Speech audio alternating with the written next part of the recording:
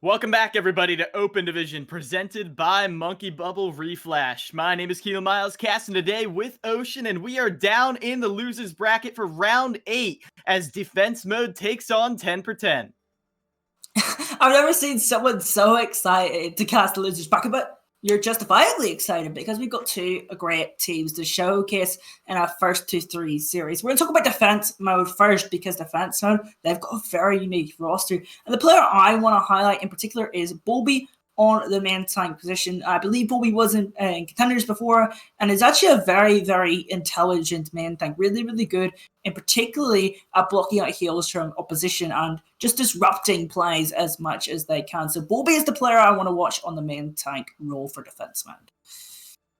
Yeah, and that having that intelligent main tank, it's so good for getting those rotations in. And with the current meta that's a bit more brawly, a bit more stun-based, having clean rotations led by an intelligent main tank is key to make sure no one gets caught out. Yeah, absolutely. And another thing that's interesting to note is Bo and Cal. Let's address this really, really quickly because if you've been following the North American scene, you will know that Cal was a main support for Taku during last Open Division and Trials, and didn't always play on that main support role, but it is a pretty good mechanical player. Actually, Cal is now a hit scan DPS for this tournament, and Boat, who was a DPS previously on Delta Phoenix, and believe once for Revival, is now playing main support. So there's a little bit of a role switch rate for defense mode. I'm interested to see how that one pans out. Yeah, having that role switch up, it can be a little tricky, especially when it's a difference in shot calling, because when you have a former support player in the DPS position, sometimes DPS can get a little tunnel visioned. So I'm interested to see how the coaching has reshuffled the comm structure a little bit, make sure that everyone knows actually who the target they're calling is. Yeah, and that's actually something I also want to know. Coaching. When I look at attack and defense mode, I believe they're both coached by Green Havoc. Green Havoc is a very, very intelligent coach, and their teams are really usually set up and usually have a pretty strong identity. I mean, results-wise, not always getting the greatest results, but recently have been firing on that mode, and I think attack and defense mode are both going to be really well set up for this open division with Green Havoc at the helm. Yeah, attack and defense mode have been doing good in a lot of community productions as well. I think attack mode, coached by Green Havoc, just won the Tranquility Invitational recently. So they have a name under their belt, but Open Division, an entirely different beast. Especially this open division. When I was my team playing in EMEA earlier, a lot of really good EMEA teams eliminated today. A lot of good North American teams not even going in the next week. Carcino was the first one that I looked at and was like, oh my god, Carcino aren't in week 2 of open division. This open division season is a different beast, and we'll see which of these teams will be progressing today. Yeah, with only the 2 slots remaining and the new pro point system that has a lot of teams shaken up, it's everything on the line. The nerves are at an all-time high. Yeah, of course, pro points didn't actually do much for this event. I mean, they are suspected to be deciding seeding for future OG Cups this one. Unfortunately not, but you do get, not only if you're in top 2, you will get contenders trial spots, but you also get a lot of pro points based on your finish. So that's definitely something to look out for.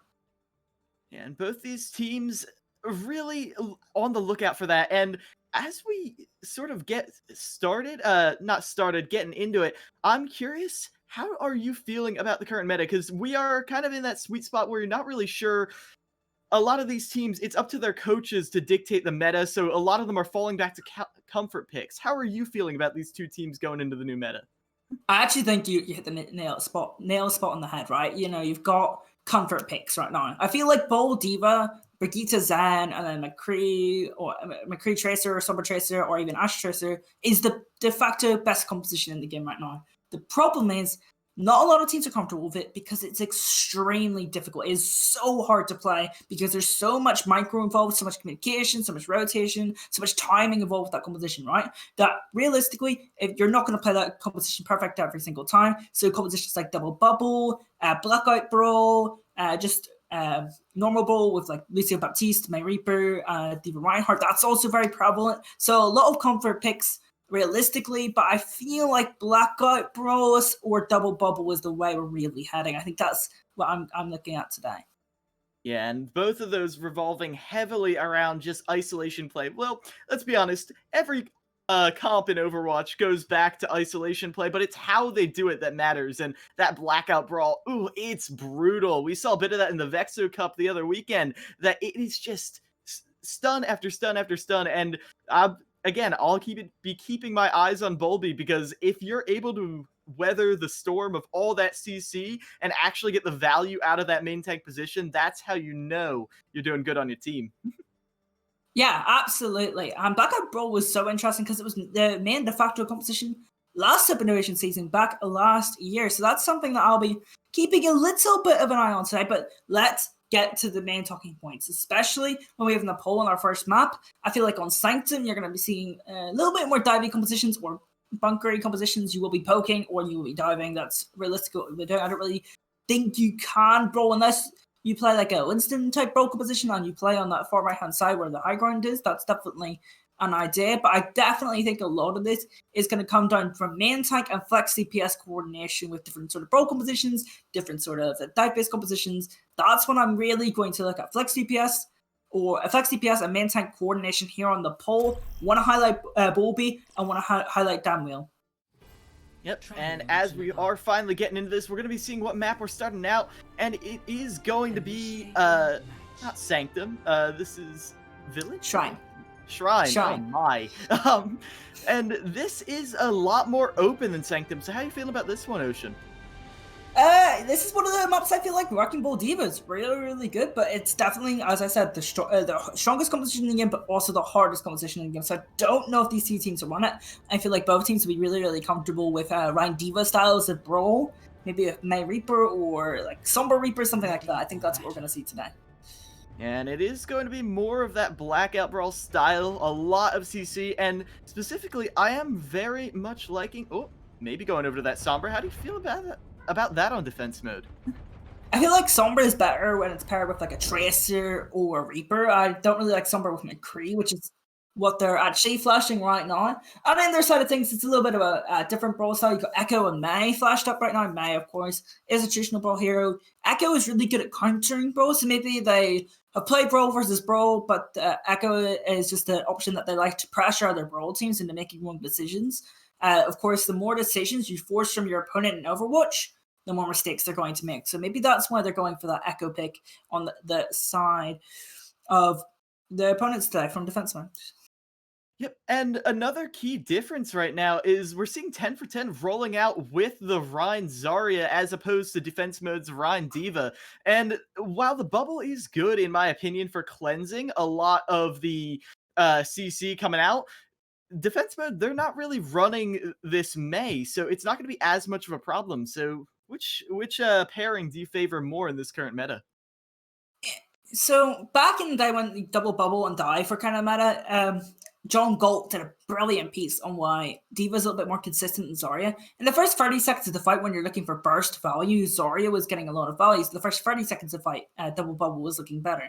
And then in 30 to 90 seconds of the fight, which is the most common fight time in Overwatch, Diva, which is more consistent with defense matrix, being able to chase down targets who are out of position, being able to peel better. So Diva was the more consistent pick. But also, what was interesting, of course, we know when Zaryas get fully charged and into positions where they're not isolated, they're able to do a lot of damage. So maybe like a 90-second plus fight, so fights that last over a minute and a half, Zarya was also getting value. So that's kind of what we're looking at. If you can keep the fights to normal Overwatch tank and more consistent plays, Diva is the better pick, in my opinion. And that is going to be defense mode's game plan. You see, with the Baptiste, with the Sombra, they're looking to play the long game. So 10 for 10, I actually do see a bit more value in this Echo pick, a bit higher burst damage than the Sombra, at least on paper. Able to play around those hacks, make sure, for example, the Zarya can't get charged, Echo can't go up in the sky to get the actual damage in, and they get that fight to extend way past its lifespan. I can see, based on what you said, defense mode taking this home in the first fight.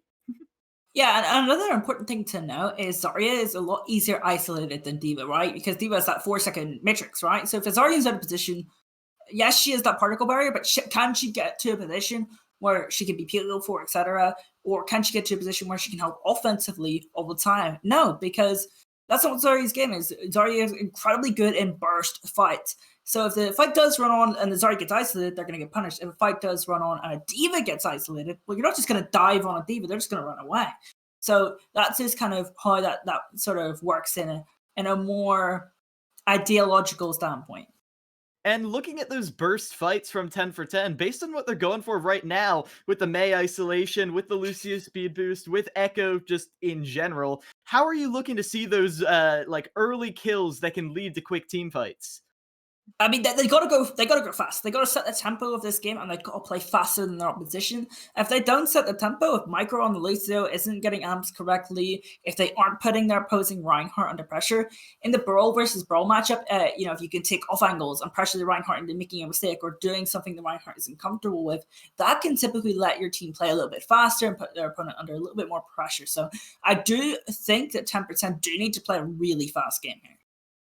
Yeah, and do you think defense mode is going to try and slow them down a bit, play a bit of the range game before they get in there? Or do you think they're going to try and just extend the lifespan of the fight from within? Like, use the hacks to your best ability, make sure Dunmer can't get as aggressive, make sure they can't use the ability synergy that they want to use, delay the quick fights that 10 for 10 wants. I mean, they could try hacks on Lucio and Zarya, for example, because then you're avoid those particle barriers, and then you're avoid that Lucio speed boost, which are really, really key aspects of the style of Brawl that 10% want to play. So I feel like that's something you could do. Additionally, an EMP will just shut down a fight like immediately. So I think Summer's a really good pick here. Additionally, they were actually flashing the McCree as well before, which was really interesting because, that meant you could play at medium range and you could poke a little bit more before the fight even begins. So I think actually that Summer McCree would have worked really well for them. Yep. And now we are starting to get into the map, and I think we are actually going... Yeah, we are just going to have a quick reset, get everything going. So we are still going to be starting on Shrine. Once we get Shrine.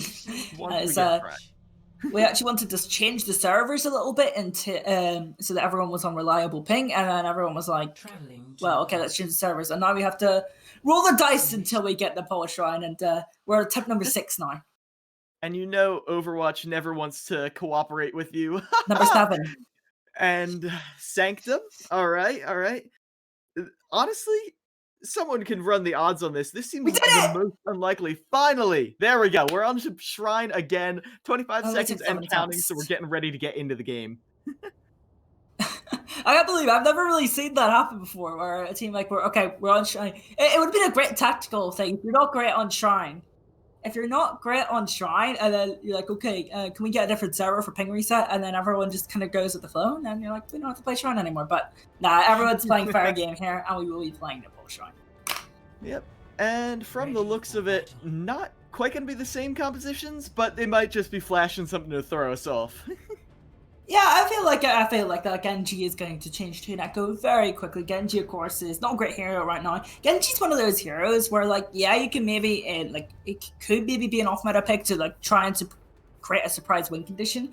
But realistically, Genji is either very, very good or complete doo-doo. Yeah. Yep. And Kevin Durant, I'm not sure they're getting off of this Doomfist. They're sticking on it. And that means there's going to be a lot more main tank bullying for Volpe to deal with. But against a McCree Sombra, that's never going to be a fight you want to take. So Kevin Durant got to be looking for these weird rollouts to the off angles as 10 for 10. They rotate around the left side in the middle ground, trying to use this wall to isolate Volpe, but they're not quite able to get the kill fast enough. Finally bursting them down, punching them against that wall. That gives them a massive opening, but Kevin Durant gives their life for it. Yeah, this fight just hitting a bit of a stalemate now, but Geo goes down. That's the main healing resource for the side of defense mode. Yep, it's all on Boat, but Boat's being pressured by Romani right now, so defense mode, they're going to have to go on the offense because they just lost the point. Yeah, and now what's really difficult for defense mode is now that they have to set up these plays themselves. They have to walk into this space, take this space, and set up these plays. For Maxwell to even get a hack off, for Maxwell to even try and start building the EMP, it's going to be a lot more difficult. Here it is, Maxwell trying to build that EMP, getting that by Kevin Durant. Yeah, Kevin Durant gonna be forced off of that high ground eventually as Maxwell catches the Lucio. There's a lot of the speed gone. Now defense mode can take this fight as they please, search for the picks, especially as Kevin Durant is having to retreat back behind the Ant Matrix. Not a shield, but with the damage coming through it just as well might be. Cal going down early as well means there's no stun to save Bulby's life, and now defense mode once again crumbling, trying to maybe get some ultimates, but they are getting out of dodge as fast as they please. Next fight, we will actually see a little bit of a period where defense mode will have 6 ultimates themselves. Actually, both teams will have a lot of ultimates. It could be how they set their ultimates up, right? If you're defense mode, you probably want to get to the mid fight and use an EMP, try and catch Micro off guard, and also maybe the Zarya to try and isolate targets and get a team fight win. If you're the other side, you want to engage fast with Graviton Surge. Yeah, but Romani getting hacked early. They're not going to be able to engage fast. Instead, Cal is going to catch Kevin Durant with the high noon. Not going to get slammed by that, but the slam from the Earth Shatter might just catch him. But Romani, their grab gets eaten. That was their big fight winner, and even though 10 for 10, they're looking good for now, Tanmir just getting rid of Bulby. Don't want to deal with that at all, and that does actually let 10 for 10 hold on. Now it's getting last fight territory. I really thought that they were going to struggle there in 10 for 10. Once their Zarya got hacked, the quick fight with the Graviton Surge, I thought it was over. And of course, the Deadeye kill on Kevin Durant looks strong, but now it's last fight territory. Wrecking Ball will touch. Ooh, and the ball! That's right on top of Romani. 2 early picks. Greg might have just saved defense mode in this round, but the charge does catch Bulby. But you know defense mode, they're not going to let a prime opportunity like that slip through their fingers. Cal back on the tracer, the stall here is back in full form, and they're onto this meta composition of the Ball Diva. They're looking to hold on here. Yeah, now they're on what we had as Blackout Brawl previously, apart from Reinhardt is replacing the Winston here, and this is a style of Blackout Brawl that was used to focus backlines instead of front lines. Instead of putting sheer pressure on the front line, they're going to be looking to pressure out Immortality Field out of others early, and then focus on maybe Light and Micro. I think that's how they're going to have to play it, with the force composition they are now on after they had to stall. Yeah, and they don't have that McCree anymore. No way to really contest them here besides pure damage. Though Kevin Durant definitely making an argument for it. Isolating Bulby right there, and there's nothing to block the Shatter. Moira gonna go down, can't fade away from that. And with main tank and main healer down, defense mode once again falling. They're trying their best, making this fight last a lot longer than it really had a right to, but even the EMP cannot save them. Overtime now triggered, and Romani at maximum energy, not going to let any of these stragglers get in there, as 10 for 10 goes up 1-0 on Nepal. Yeah, I actually felt that if we look at defense, they had the better composition, or better composition in that matchup, but I didn't think they played it very, very well. They didn't really get into the neat spaces that they wanted in the first fight. It actually looked a little bit lost in the first fight, and it meant that 10 for 10 were able to take advantage of that. Once you're having that defender's advantage on control and you're controlling areas of space, it's a bit like a defender, you defend Temple of Anubis Choke. It's just so much easier than attacking it, right? So that made things a lot easier for 10 for 10. They have pretty good economy. And this is going to be, I'm just going to say, this is going to be a cracker of a series. Defensive were setting up fights well, but they weren't quite executing their plans. If they executed their plans a little bit better, they might have won that round, but they now need to adapt here and try and fix things up here for Village. Yeah, now both teams clashing on the high ground, looking for an isolated Maywall, but no one's going to get caught this time. Defensive not going to have that resource. Instead, it is going to be Light throwing down the wall soon enough. Kevin Durant going into the backline with a bubble, but now they got Greg on their back. Bulby once again being pressured down, but not going to be taken down that early this time. Going into the background with a slam. A nice boop, though, sends Kevin Durant into a very shaky position. But 10 for 10, another kind of charge is going to find Maxwell. Now without that May, a lot of that isolation factor is gone. It's going to be defense mode on the defense inside the point, but now they are just in the firing range of this amplification matrix. Not going to find a way out of that. Even with the coalescence, they can't peel through that. A lot of their damage has been stripped away, and even though they stall, 10 for 10's taken this point. Yeah, it kind of seems that, defensemen are doing a great job of setting up fights, but they're not executing their plans mid-fight, and they're not getting their focus fire correct. They're not isolating targets correctly. It's just not quite working out for them in the mid-fight. But look at 10 for 10, right? They're building up ultimates quickly. They are being assertive, they're being proactive, getting on the targets they want to kill early. And now look at them, they've got Blizzard, Graviton Surge, they've got so many options for this next fight. Yeah, they are really looking to try and save as many ultimates as they can, especially with the mirror catching them with that shatter, slows down the push, but Doomfist trading for Doomfist. Maxwell onto that hero now. Both Sound Barrier will save their team for the Blizzard for a second, but still going to be some casualties. 10 for 10, looking strong right now. Yeah, look at this. Greg's gonna get staggered out here. No, they're not gonna even bother staggering out Greg. They don't even need that to win. And they get this next fight, right? You've got not many fight-winning ultimates available for the side of defense. So they've maybe got self-destruct that they can try. No, they don't even have that anymore. They're switching over to the Zarya. They've decided they want to play the first game with the Reaper Doomfist, as well as playing it into the main Doomfist. That's what they want to do. But realistically, they can do that. A Micro can just kite off and use that sound barrier. That's the flexibility that the side of 10% have right now.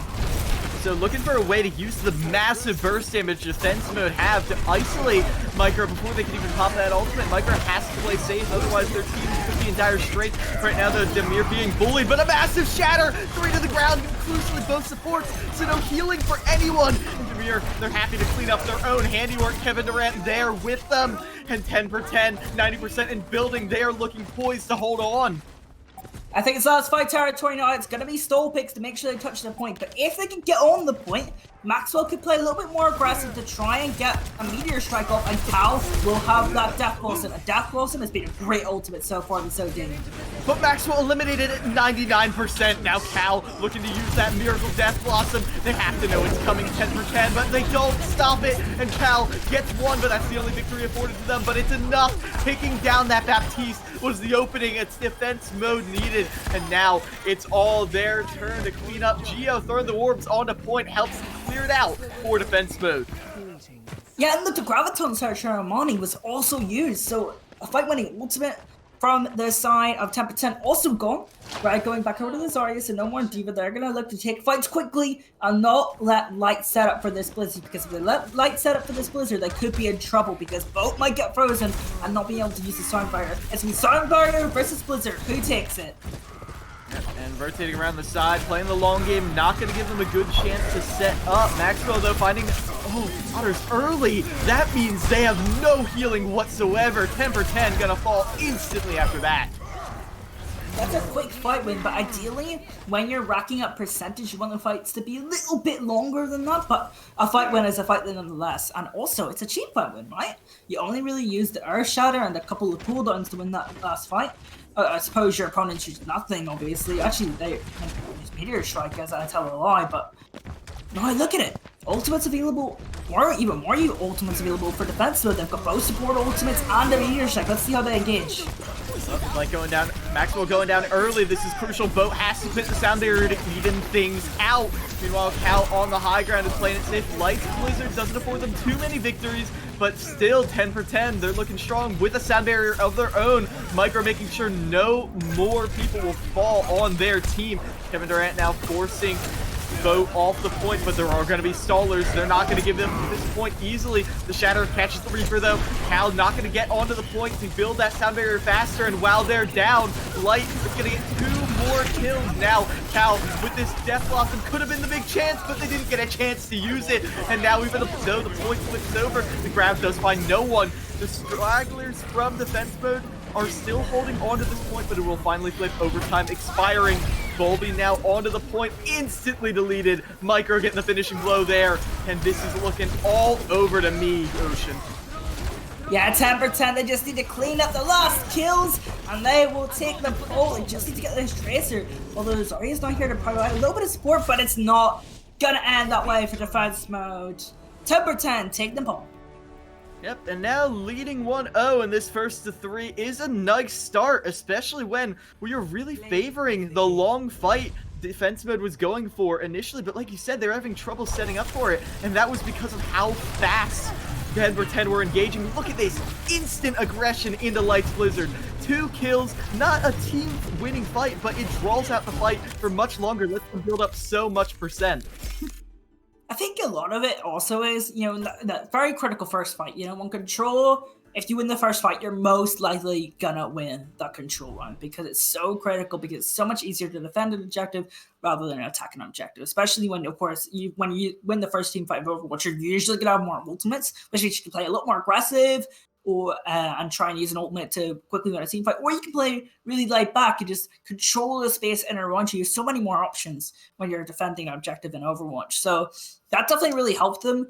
What defense mode really need to do is set up their plays a little bit better and execute them better. Like, they were setting up plays pretty okay. They were setting up an EMP on Shrine, and it was pretty good EMP, but they weren't executing the targets that they actually got with that EMP, and that's a bit of a problem. You need to execute those plays a little bit better. And one thing about executing those plays, a lot of it has to do with dictating the tempo, which I think 10 for 10 definitely did throughout that entire game. And one thing I do have to kind of attribute to that is the thing out of left field, Kevin Durant on that Doomfist, which Maxwell eventually had to mirror. How'd you feel about that? I mean, Doomfist realistically isn't the greatest hero right now, but when it's that sort of pacing, we kind of talked about how, looking at the picks 10 for 10 were making before we had the map reset, 10% wanted to play a really fast, aggressive style.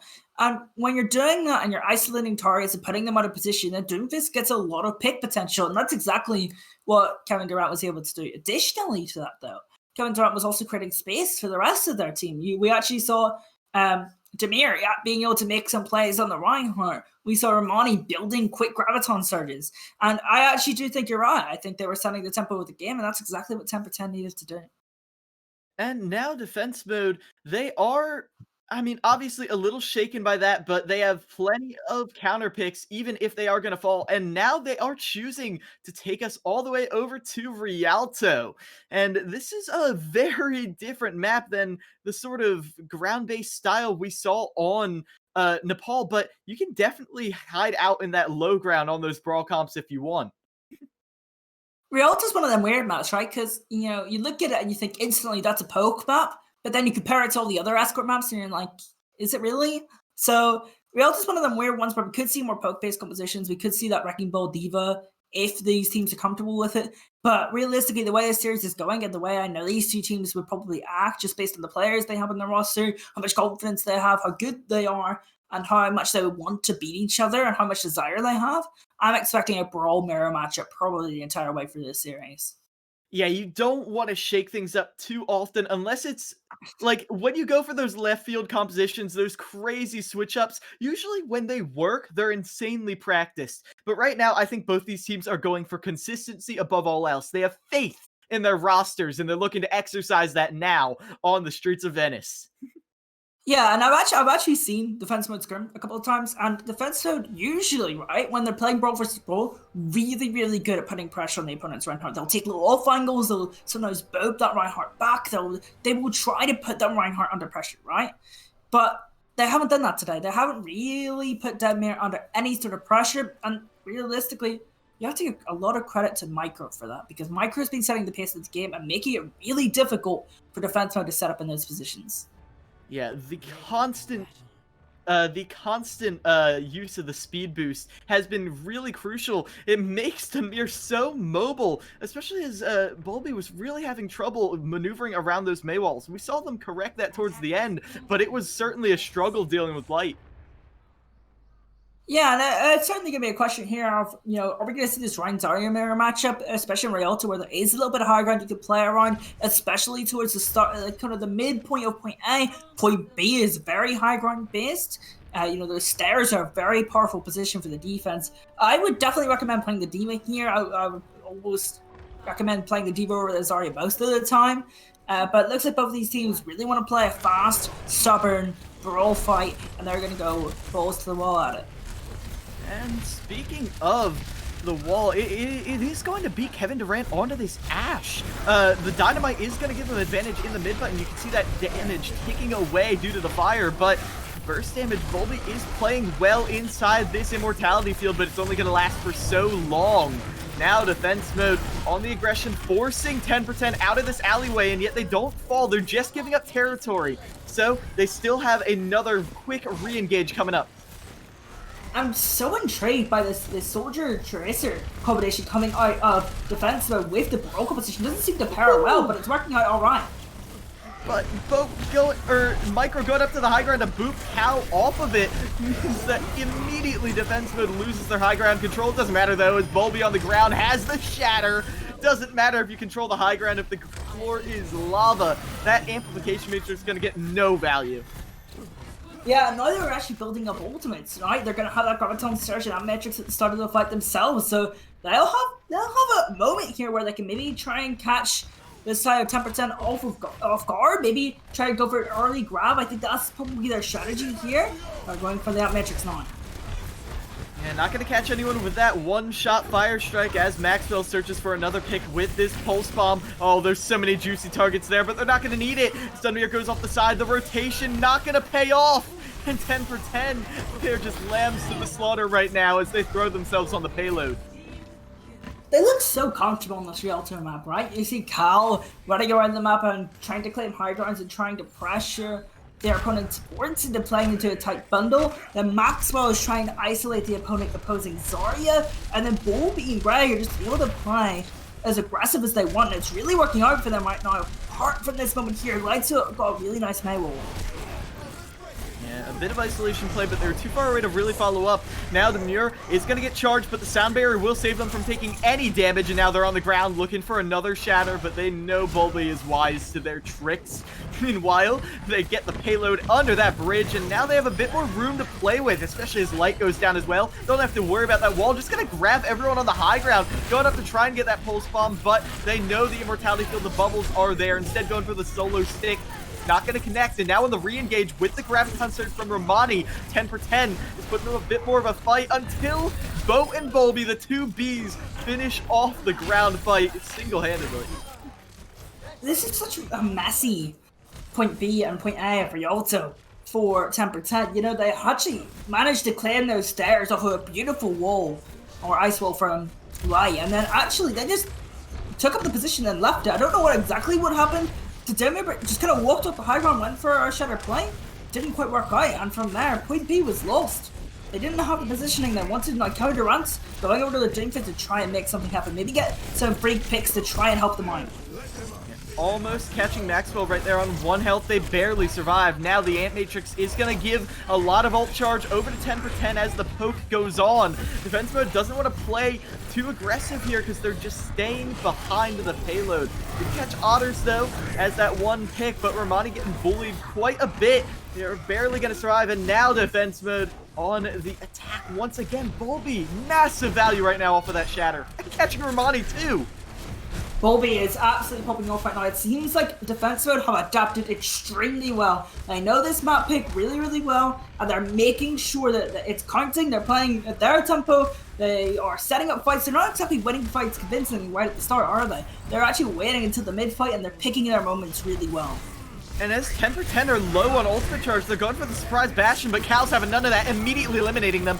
Now, the Graviton Surge committed, doesn't find anything, but forces the sound barrier from Micro. The defense is losing resources fast, 10 for 10. They need to get in there now to find the kills, and with the shatter from the back, Dunmere saving their team's defense, catching defense mode off guard, and securing this third point for a little bit longer. Yeah, that's actually such a hero play, right? Because you're going to be able to build up the amplification matrix and graviton surge before the next fight starts.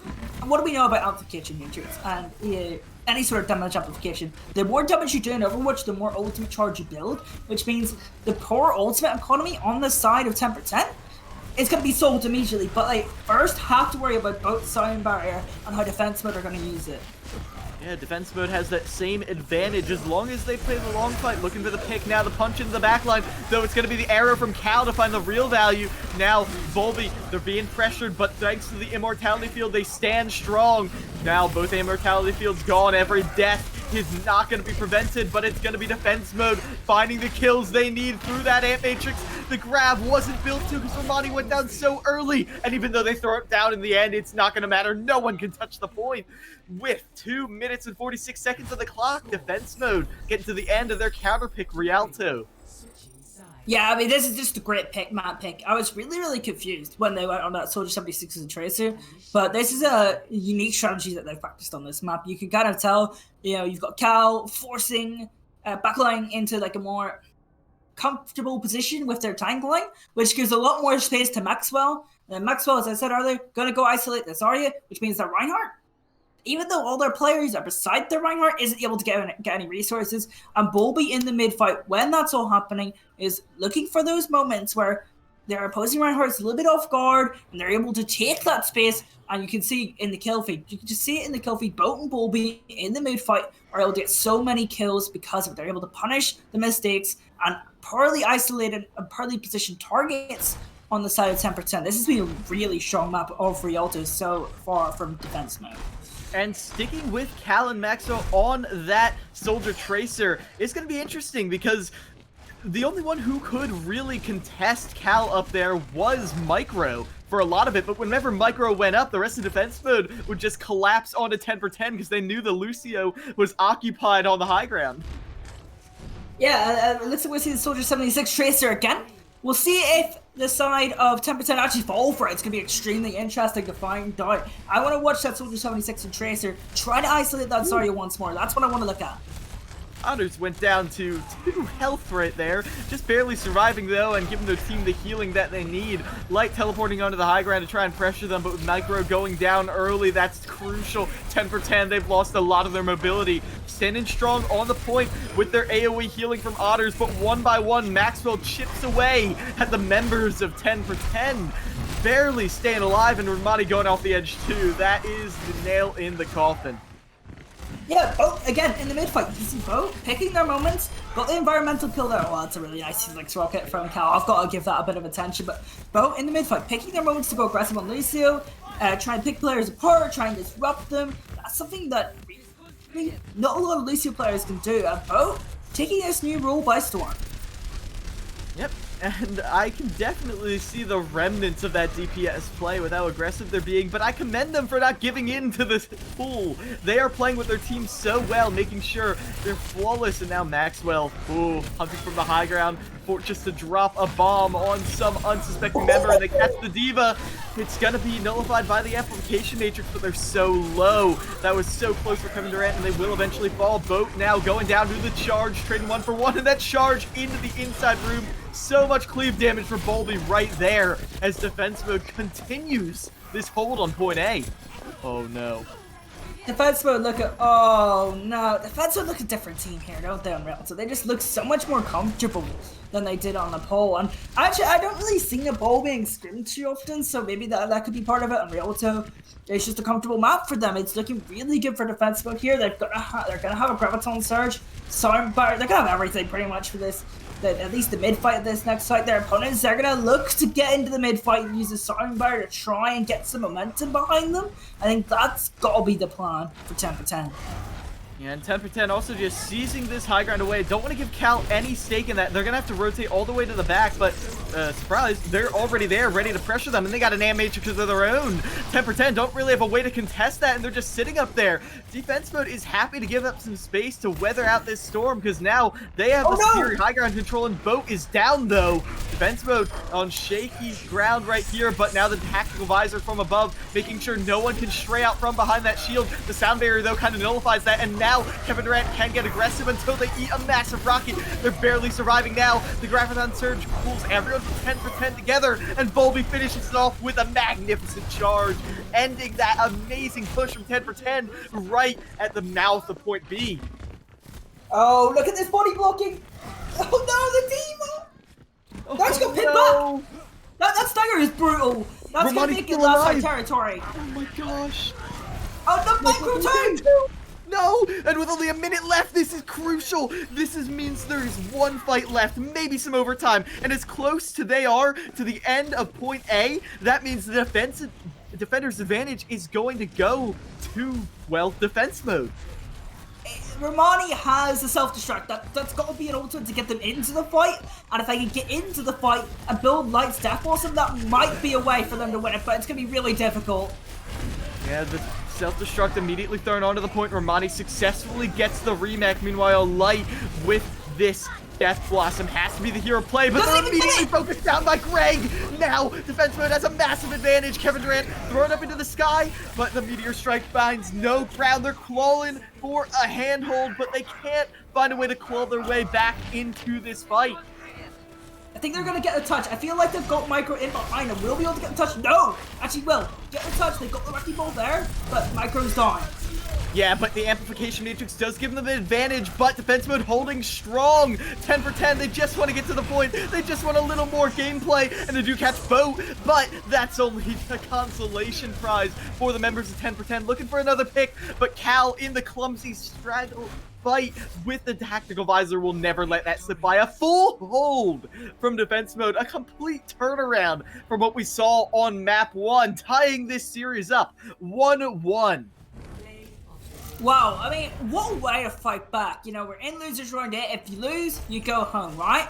And what a way to fight back. You know, you're really, really struggling because you've just lost the poll and your opponent's just kind of outclassed you and setting up team fights and whatever, right?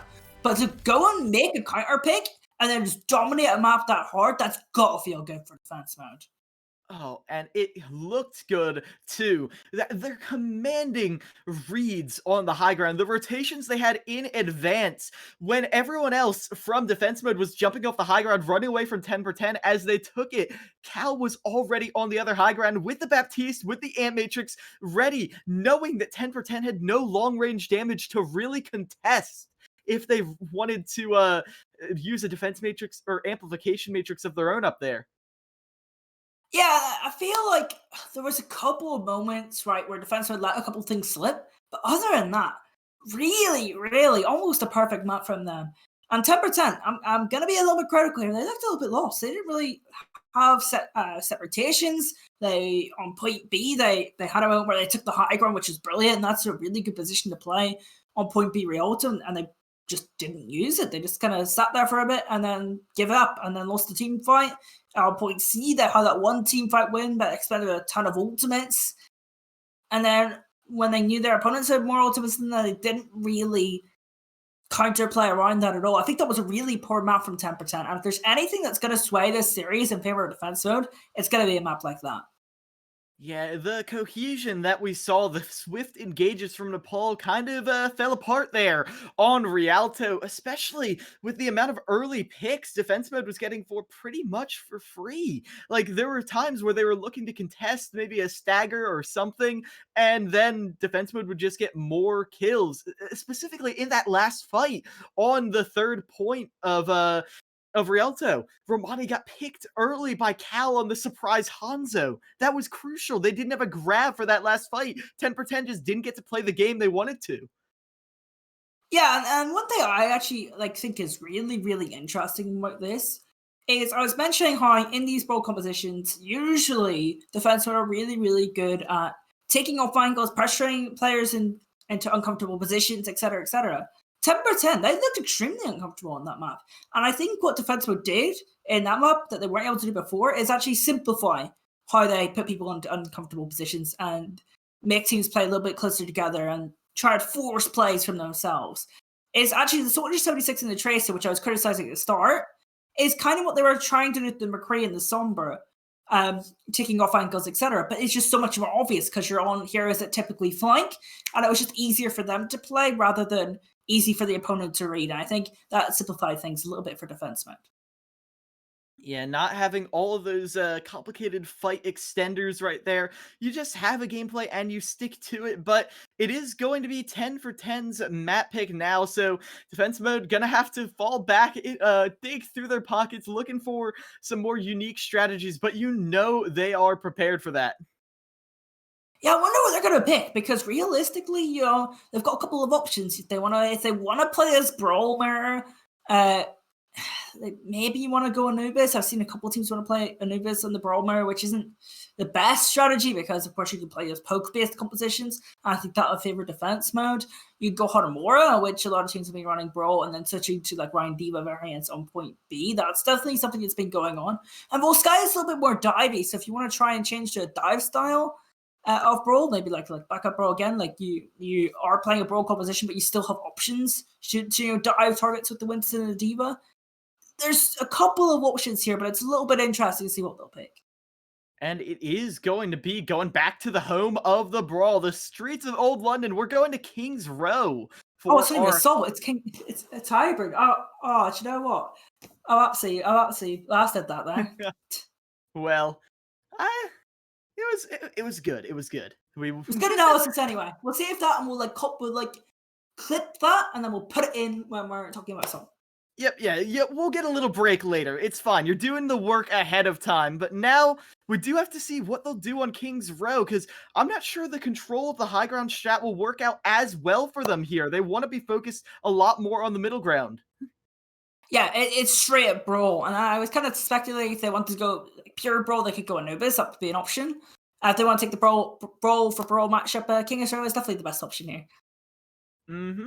Yeah, they definitely have faith in that straight up rush composition. Like you said, ending fights early. That's the name of the game right now for 10 for 10. They can't let it drag on because as defense mode has this not quite burst damage, but Soldier and Tracer, when the fights drag on, that's when they get their real value. So I have to assume if they continue running with these off picks, 10 for 10, they need to find a way to end these fights earlier.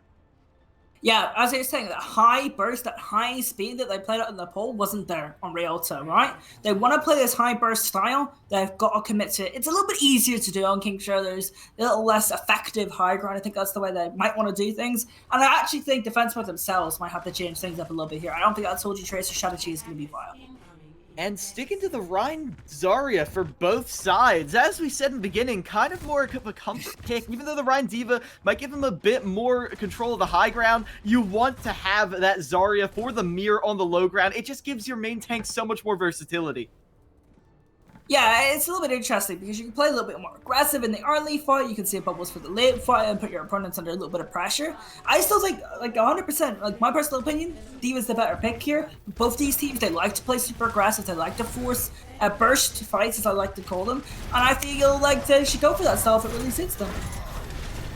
And we're going to see some significant bursts from both sides. Light, though, sticking to this Symmetra, maybe looking to take the high ground through a tricky rotation, but not really going to get a chance to do that with Cal up there right now, who is pressuring very well from the high ground. Making good use of that, but the laser is charging up. Keeps looking for the opportunity to go for this teleporter, instead going for a bomb to the back, pressuring on to Geo, but they're just going to leap away to safety, and with Kevin Durant going down, there's no semblance of damage to prevent defense mode from just running over 10 for 10. Yeah, they were playing a little quicker, they were controlling the pace. Both teams do want to play fast, but there's a thing of setting your tempo and initiating on your target that you want to go for, and then of course forcing resources from the opposition to come and peel for that target, and that's exactly what defense mode are doing. In the early fight, it's definitely working out for them. Now, yeah, Cal, close to that post one, we'll see what they could do with that. Yeah. Hopefully finding a way to crack open this defense right now. Playing it safe, playing it secure though, and 10 for 10 with this amplification matrix, they have to respect it. They've taken the defender's position right now, completely swapped sides, but with Maxwell finding Light in the background, you've eliminated a lot of the mobility. That teleporter gone, not going to be any of those bombs to the back. That big shatter though finds Greg. Not a lot of help for Volby though, but the counter shatter finds Samir. This is such a scrappy fight. Ocean trading 1 for 1, and even though Volby is at 1 health, they hold their shield strong and let their team finish off the attackers. There is one advantage, one shining light for 10 for 10 right now. They have a sound barrier, their opponents, that they've also got the photon barrier, which gives them a little bit of an easier engagement tool as well, which means they can save that sound barrier for the mid-fight when they really need it. The problem is, if their opponents could get an early Graviton Surge and maybe catch out Micro, or maybe go for the Space Jam combination with the Meteor Strike, they also could be in trouble themselves. This is going to be a really interesting fight between Greg and Micro. Let's see who pops up.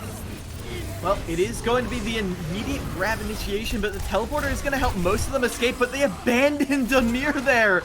Kevin Durant into the backline is going to help them even that out, though. Trading 1 for 1, and Geo is a crucial pickoff right there. A lot of the healing killed from defense mode. They need to get on the aggressive now, clean up. Otherwise, their health is just going to get chipped away. I feel like they got a little bit overzealous once they got the pick onto the Baptiste. And I think that's going to cost them way out here on King's Row. No ultimates realistically for them to come and hold Archway. Yes, they can maybe come get some time off the clock and use a sound barrier to make the fight a little bit longer, but I feel like they're going to have to settle for the next corner as well. Not the fight you wanted if you were defense mode. Yeah, some nice tech right there. 10 for 10 using Kevin Durant to take the high ground, and maybe trying to deal with those flankers with the Torbjorn, the auto-lock turret coming out from Light now. I like that because, Cal is trying to disrupt their supports. It's been successfully disrupting their supports all game.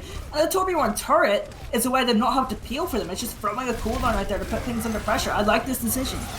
Ooh, and grab right out of the charge right there. The Space Jam going to eliminate that immortality field. It means death for Bulby and Greg. The tank line gone from defense mode, as this is not going to be as much of a one-sided point as it was on Rialto. Yeah, I really like this Torbjorn pick. I feel like Cal was immediately pressured out, had to recall as soon as his team engaged. Jetto, that was able to be spotted, but as soon as Cal engaged, team engaged, Cal had the recall, which meant they didn't have the damage from their Tracer. The only real downside here for Temper 10 is they don't have too many ultimates online. They have this Matrix doing this low choke, which is really beneficial though, which means that it's going to be a fourth late team fight, a difficult engagement for defense mode on the end of point B. Yeah, and it's going to be hard to even regroup right here, finally getting all together. Cal with these high charge arrows through the Amplification Matrix. One shot, one kill for them, but they're not able to land any of them thanks to the shield positioning from Demir. Yet it's going to be dicey. Bulby getting knocked to the ground is a big opening. Cal using it. Demir getting lower and lower on that shield, finally eliminated, and their team crumbles around them as they do. Greg, the cleanup master right now, helping defense mode hold at the mouth of point C. That was such a critical team fight win because we've all had those ranked games of Kings Row where they kind of get a really good fight win on point B. They take the end of point B and they struggle to get that last team fight because you have to come across this really large walkway, this really large straightaway, and then they just snowball the rest of the map. That fight win prevents a massive snowball, and you also got ultimates. You've got both tank ultimates if you're on the defense here. The offense will also have their sound barrier to try and counteract those. Sound barrier versus Grav yet again. Yeah, but with Maxwell going down early, you don't have one of the key follow-ups into that grab. It's going to be very hard to pressure through that sound barrier. Light, though, throwing down the Molten Core everywhere they please, making it so hard for defense mode to get the hold they want. Bulby wasn't able to get the support from their team. The Grav Dragon does go off, but it doesn't quite land home thanks to the Immortality Field. And now, 10 for 10, they're poised to take this. Cal, though, with 2 headshots. Would be great if they could get the re-engage, but even a max charge Greg cannot touch the point. What's even more devastating, right, for the side of defense? Well, look at them, right? They've got both support ultimates and potentially a Meteor Strike. Meteor Strike, of course, not the most impactful ultimate in the game. They're going to be unable to take this first corner as well. Look at the time, Mike. They could easily kill the time here if you are 10%. You've got a Graviton Surge as well. Again, it's going to be Graviton Surge versus Sound Barrier matchup, and those have been going the way of the side of 10% so far. Well, 10 for 10 looking to continue that streak, but without the Nier, you don't have a lot of the way to follow up. None of that cleave damage to go into Romani's Ram. They might just want to hold on, especially as they're going up in picks now, even without their main tank to support them. Kevin Durant, this is just insane. Like, how many kills you want to get? Like, all of them?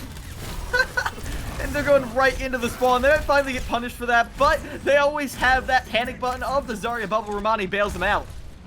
I think they could grab something off a point here, maybe isolate one target to make this a 5v6, or they could just try and hold them in spawn to stop contests. This Graviton Surge is going to be vital for the offense. Romani just throwing it down into the spawn, but Boat is there with the sound barrier. It's going to be an even trade, especially with Maxwell dropping down from the high ropes into the back line. Kevin Durant and Light out of there. No DPS, no one to follow up on these kills. And defense mode holding on. An instant fight win right there. Looking at this, that was a key critical fight win again for defense mode. Every single time they need a fight win, they're getting a fight win right now. They'll have the amplification matrix, they're going to use a fashion here to try and abuse that fact, but also they can build up the rest of their ultimates with the amplification matrix. Both teams in a little bit of a lost cause here when it comes to ultimates. Teleporter onto the high ground is sending Cal up there. The surprise bastion from the high ground. They have no way to shield it. Oh, Kevin Durant going to be burned away there. As soon as they're pressured, they go back to the low ground to the safety of their team. This was the miracle play you needed. And with 15 seconds left, it might just be the linchpin. I love that play so much because not only do they kind of bait that the Bastion's going to sit there the entire time with the amplification matrix and they teleport him up, but then they later use the amplification matrix later with the Bastion as well. Such a versatile play, really well played. And it's full stall heroes right now for 10 for 10. This is their last chance. Finding Maxwell early is a great start, but Kevin Durant gives their life for it. And in these overtime situations, you're never favored in those trades. Now Cal with the tank form, looking for any sort of one-shot they can get their hands on, and finds Otters through the teleporting tank. And now Bulby is just on the cleanup mode. The spin to win never gonna work here. They're charging at nothing because the Wrecking Ball's already dead. As overtime expires and defense mode holds 10 for 10 right at the end of point C. That was such a cool last strategy from defense. So I love that. They know that their one ultimate in the lobby is application matrix. They know that that's the one ultimate in the lobby right now, and they use it to perfection, and they get a clean team fight win, and that wins them the round. Like, that means that 10% don't capture all 3 points, and they set themselves a very clear win condition. I think that was a really cool strategy from defense mode, and they played that really well. Yeah, fantastic work right there. And defense mode, now they definitely have a win condition, but you know 10 for 10 isn't going to let up the gas so easily. I mean, they're looking for revenge, and with 10 for 10 not finishing the map, they're probably going to go for some riskier strats to begin with. Yeah, it's extremely interesting, because defense now are in a really good position where they have a win condition set for them, but now 10 for 10 they have to go for something a little bit abnormal, because if you kind of look at how Overwatch is set up, especially on King's Row, if they lose a fight on point B and defense won't get a snowball going, it's over for them, just based on how King's Row works as a whole. Or Overwatch, you're kind of supposed to get all 3 points in overtime. You've got to try and shift something up here. You're going to go for a poke-based composition with a little bit of chaos. You're going to have the Tracer and the Wrecking Ball as their sort of front line. They're Hog looking to pick up some scraps in the mid-fight, and Otters are going to be instant threats with the damage boost from the Mercy. That's what they're looking at on the defense. A little bit of a change in setup for 10 for 10. And defense mode, the issue is they have time to adapt. They have time to figure out this strategy. So when they see this poke composition, they just go right back and switch to a dive. Yeah, and this is a very potent dive. This is very aggressive. You're going to try and build up nano quickly, and then just discord a target and go. Because that's the only reason I can think of the Zenyatta over the Mercy or the Mercy here. Just discord orb, and I think discord orb is extremely powerful. I like this adaptation from defense mode. Throws it onto Demir, and the right click takes away half of that Wrecking Ball's health, retreating to their team for safety, which means they're not pressuring the backline, which means defense mode is there to follow up on the anti-grenade onto Ramani. The Wrecking Ball eliminated, or Roadhog eliminated, and even though they sacrificed the Zenyatta, it's going to be both tanks soon enough. You can barely escape right there. Demir not going to get out with their life, and now the high ground is the only safety, the only barrier between the supports of 10 for 10 and their lives, and well, this is one comp that can contest that high ground. Yeah, the only surprising thing is kind of slow getting that nano boost. I say that and just build 20% of their ult. That's going to be a win condition for them. Nano boost to Winston at the end of this fight. If they can get that, they'll probably take points out here. Flying up safely and securely, Greg now isolated with 2 members of the team, barely able to survive, not actually able to get the kill though. Micro does go down. Meanwhile, on the ground, 10 for 10, they're firing back. The recontest is good. The Nano Boost has to go out onto the Diva because Bulby isn't in the right position for it, and Greg, they make great use of it. 2 kills for them, clearing out that high ground in defense mode. Now, they are clearing out this recontest. They used the Nano to great effectiveness to finish off that fight. Yeah, I mean, I was wrong about the ultimate usage. I was wrong about the target. I mean, that Nano Boost was perfect for closing out that fight, though. I think the ultimates for the offense are looking pretty good right now. You're going to have EMP in the next mid fight. You're going to have Transcendence as an option. Your opponents are about to change up a bunch of their compositions. So they're not going to have ultimates themselves. So this is going to be a really important team fight. If they win, they're going to have a little bit of a snowball going. They're going to have ultimates set up for the next fight. If they lose it, they give their opponents a chance to take a defensive position, build up their own ultimates as well. So this is a critical fight in this map. Yep, and all eyes on how this Transcendence gets used here right now, because you don't want to commit it too early in the fight. Maxwell, though, coming up on an EMP, you might have to commit a lot. I'm sure this anti-nade making it really hard for 10 to set up. The sleep into the backline means Bulby can just, bully this Baptiste in the corner, but the Immortality Field means there's not going to be a kill there whatsoever. Cal does go down to their own post spawn, which is never something you want to see, though. But the cart keeps rolling forward, and the kills are looking blue even without that Tracer. They gotta clean up this fight quickly, because otherwise it's gonna be a really free setup at the end of point B. for 10%. But actually looks like 10% now. I kind of want to fight this back. The Nano boost coming through there from Greg. If Greg can get some kills, this will be a really good team fight win for Defense Mode, because not only will they win the fight and gain traction, but also they will stall out and stagger out their opponents.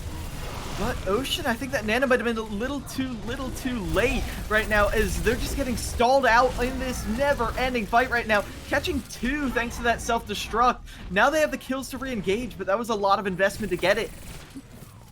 A little confused how Greg actually lost their mech to that self-destruct. Maybe they were also kind of like remeching from their own self-destruct, but now they have to set up for this EMP fight. They need to get a strong EMP and let Cal engage on these targets. Oh, you wanted a strong EMP! Catching both supports means that a lot of the lifeline is cut off, but 10% don't even mind punishing them, trading 1 for 1 in this fight. The re-engage is clean, but Geo is caught by a big, bad D.Va right there. Even with the health pack, they will not survive. And now, Romani on the aggressive back with their team, helping 10% clean up this team fight. They have those defensive positions that make Point B so dangerous.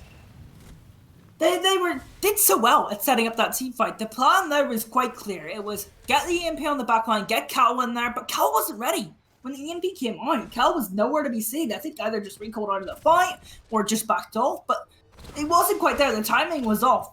Additionally, Geo has been getting caught out a lot because there's not too many natural peel resources other than, you know, the standard Tracer and D.Va. There's not that, like, Brigitte or Mercy to stay with the Zenyatta in the backline. It's making things a little bit difficult for defensemen right now when their Zenyatta is getting great value at the start of the fight, but also dying in the mid-fight.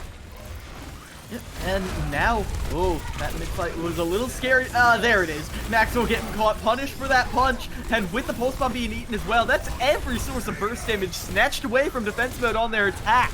Not gonna have a great way to deal with them here, especially as they are just farming the tanks for ultimate charge. 10 for 10, holding strong right now. Yeah, it seems defense mode have got themselves a little bit lost here on this aspect. They were terrific on Rialto. They are a terrific team in general. That's a nice boost one from Cal, but it's not going to get them anywhere. Again, it seems like we're back to Nepal where they are setting up plays well, but they're not executing them. They know what they want to do, but they're not doing it. And it just seems that defense mode are stuck in that everlasting cycle of going into a fight, setting up a play, and then something goes wrong. And now defense mode is just going to a straight up mirror of 10 for 10, which is never a bad thing to do when you're down, but with only 40 seconds left, they're not going to have the same ultimate bank 10 for 10 has. The self-destruct into the top is going to create a lot of space. Let Light finish them off with the high noon, but Light does get their life for that. The amplification matrix is good for them, but Potter's almost killed for just trying to use their own ultimate. Maxwell doing a great job disrupting the backline, but there needs to be more. The defense mode needs to find a way in order to really end this point. It's a bit of a stalemate right now. Both teams need to play. They need to play for one hero, and it looks like this 10 for 10 are running low. Yeah, 10 for 10, almost dead. The Immortality Field comes in at the last second to save them, but Bulby's there with the Shatter. The Immortality Field gone off the face of the map. And now with Cal, the follow-up, no one was there to block it. The high noon takes out 3, and it is all over for 10 for 10. Defense mode gonna get one last chance at this push. If they get to the end, they go up 2-1 in this series. This is such a tight map. Both teams have had moments where they just kind of lose themselves a little bit in this match. I think both teams might be a little bit nervy. It's the last losers round of the night, and if you lose this, you're out of open division, right? You can't get the contenders trial spots. It's extremely difficult for both these teams right now, but they have to try and make these plays 1 minute to decide this map. And they're using that 1 minute well. Sound barriers on both sides. The pulse bomb eaten, but it wouldn't have found a perch anyways. A lot of resources committed right now from 10 for 10, but they can't really get any value off of it, especially as Romani getting D-Mech. Gonna drop the self-destruct though. Gonna force Volby to block that, use up all of their shield, and now they're a prime target for the other team. Gonna get shattered down now. Volby trying to buy space for their team, buy time, but 10 for 10 denying them that. Has done mirrors the Reinhardt with the name in the kill feed now. They're gonna get another fight. I think they died early enough to where they get another fight. The problem is no ultimates online for defense mode. I actually really like this Hanzo pick because it's an instant, you know, it's get a headshot. It's an instant kill, an instant, you know, sway of the the momentum. That's exactly what you kind of need. It's like a pendulum swinger. But look at it. The defense, they've got Deadeye, they've got Force Bomb, they've got Matrix. Here it comes. Yeah, everyone playing safe behind the payload, not going to give them any chance to attack that charge. A little optimistic right there. Tamir almost gets their life for it, but Bulby will eventually eat the damage straight to the face. Now, member after member falls in defense mode. There's no one to touch the point. Maxwell, the only one left, but the picks aren't materializing as 10 per 10 goes up 2-1 over defense mode, holding them in point C. I think it's clear to me that defense mode don't like this hard brawl style, right? Where it's just brawl heroes, and you're not really looking for opposite angles. You're just looking to brawl, nothing else. No off angles, no pressuring, no nothing. They, can't really set up their plays quite right. They can't get players into the fight when they need to. I really think that this is going to be a series that's decided by maps, right? And I feel like, defense mode, they're going to be able to pick their map next. That's a huge thing for them because we saw how good they were on Rialto. They were able to set up their own plays. They were able to make their opponents uncomfortable, and they look great. So hopefully for their case, they could do the same again. Otherwise, they will be eliminated from Open Division. And the scary thing about being behind after losing that first map, defense mode, they only got one more counter pick, even if they win said counter pick. And then they're going to 10 per 10s for the last map, and it's going to be control again. So we'll see as this series progresses if defense mode was able to learn from their mistakes as this series progresses. I don't really think they've learned from their mistakes per se, but they've actually found a way around their mistakes, and that is just, play a different style, try and make them uncomfortable instead of kind of doing what we're good at. Well, I mean, what they're good at as well is the same thing. But it's a tough one. It's a really, really tough one. I feel like it's their map pick. This is a map is a must win. Of course, it's a must win. Otherwise, they get eliminated. But they can get to that last control map and play their game. They'll definitely be in a good spot, but they're on the brink of it here. And on the brink, they've gone home all the way back to one of the first maps of Overwatch. We're going to Hanamura to see how defense mode acts on what could be tournament life for them, tournament map. And on Hanamura, I do appreciate this because I do feel like the second point in particular lets them play that long game, the Brawl Disruption game that they really liked. Yeah, because you can set up a Tracer, just running around the different high grounds. You can set up Soldier 76 on either a top high ground, even the top right high ground. I think that Soldier 76 can get up to from the defender's perspective. So actually, you got a couple options if you run that Tracer Soldier composition. I think that is something that they might look to do on Hanamura Point B. Point A might be a little bit difficult for them, but realistically, it's an assault map. Point B is going to decide this. And we're talking a lot about defense mode's adaptations. If they do roll out with that Tracer Soldier unchanged again, how are you feeling? Like, how do you think 10 for 10 should deal with that? I feel like a more simplified backline, like a backline of maybe, for example, you got your Lucio, the Baptiste backline, maybe add a McCree to that backline and keep that McCree there. Not try and pass to the Reinhardt, not try and do those things that you want to do in Brawl, because they don't want to Brawl either. So why don't you make them uncomfortable with what they actually like doing? There's different things around that. I think that's the first adaptation I would make. If that's an adaptation that isn't working, maybe you got off the pace again. Maybe try and play like you did in a poll. Just play super, super fast and not let them set up those lines. Because, it takes time to get that Soldier and Tracer set up. It does, but we actually saw defense mode playing that really well on Rialto, getting the reads on where 10 for 10 was going to rotate when they played fast. And if they're able to keep those rotations up, make sure they know ahead of time where 10 for 10 is going to be going, defense mode might be able to just kite them around until it's time to deliver the finishing blow. Yeah, I think this is the first broadcast in a while. I'm not going to bring up, I'm going to bring it up now, technically. I'm not going to properly bring up the proactive versus reactive playstyle, because both of these teams have quite an active playstyle. They're constantly rotating. They're trying to constantly play their game. They're trying to constantly make the opponent uncomfortable. And I love proactive playstyles because it always puts the opposition on the back foot. Both teams here are playing very inactively, and it's a really enjoyable game to watch. Yep. You're never more than one step ahead, but that one step can mean all the difference in a game of Overwatch. And now we're going to see who can get that first lead, as is in this metaphor. As we get into the map now, it's going to be Hanamura once again. I love how the metaphor got extended so much that we created a new metaphor in the metaphor and just called it one metaphor. I love it. It's brilliant. Yeah, perfect. It made sense. It was good. Well, here we are on Hanamura, and we have defense mode on the attack. I'll say that again. That's just a sentence I didn't think I'd be saying. But yeah, 10%, they'll have their defense. They get a chance to kind of set a win conditions for themselves. Defense mode, opportunity to set the pace after a difficult King's Row for them, but they've got to set the pace quickly if they want to stay in this series. Yep, and 10/10 is going to go for something kind of tricky on the defense. Back to that poke style of composition that we saw them attempt on King's Row. Oh, that's interesting to me. I'm not sure that's the best course of action, but it might unsettle their opponents here on this map. They could decide the series. It's match point for 10%. So if you can make your opponents uneasy during a map where they're fighting for their lives, that's definitely not the worst idea. But also you have to think about what is the best composition, what are our deals, what's our strongest game, because if you're not playing your strongest game against a defense mode, they might catch you off guard.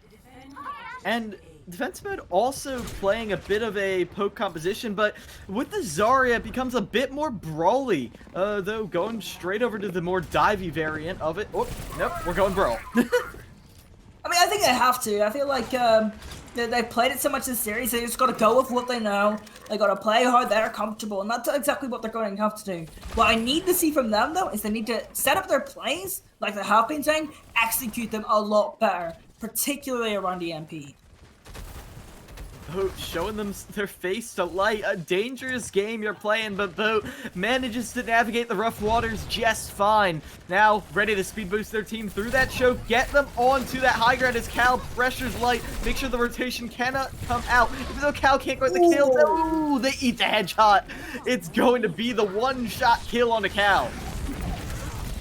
That's interesting. And now they're kind of stuck in this top right high ground, aren't they? Right? There's nothing really where they can go, and they can just get poked from all different angles here, and that's going to build up ult charge for 10%, and that's going to be really helpful for them. I'm actually wondering about why when they saw the ball hope this time around, the wrecking ball and the rotor composition, they didn't go to that dive-based composition with the Ona and Zenyatta like they used before.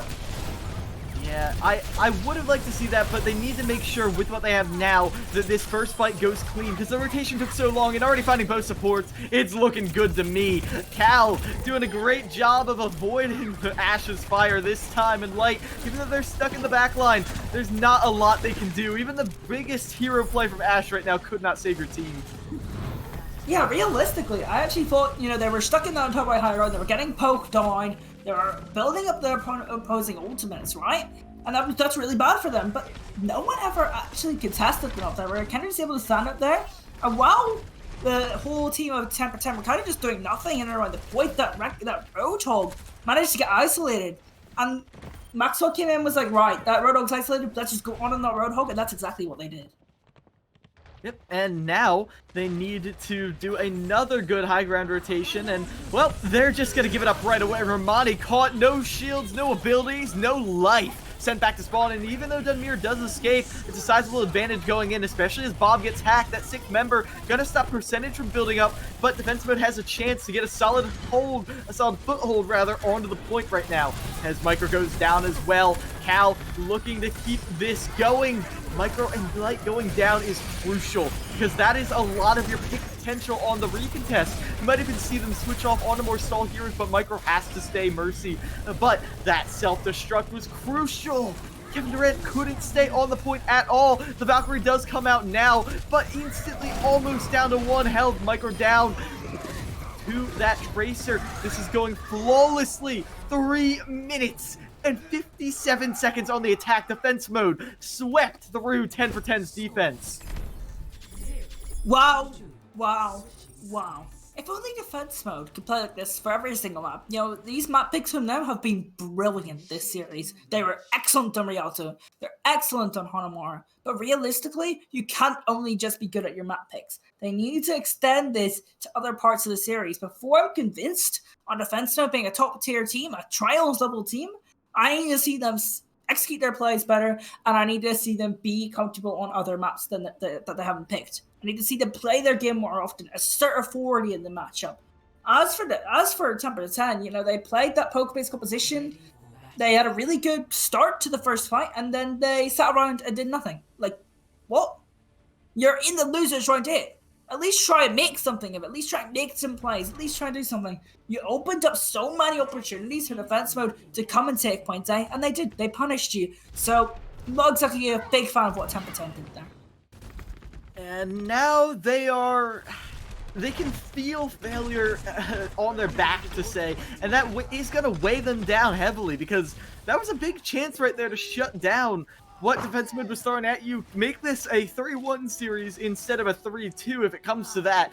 And now you got to deal with this, once again, Soldier Tracer composition on the defense. Yeah, this is extremely interesting, right?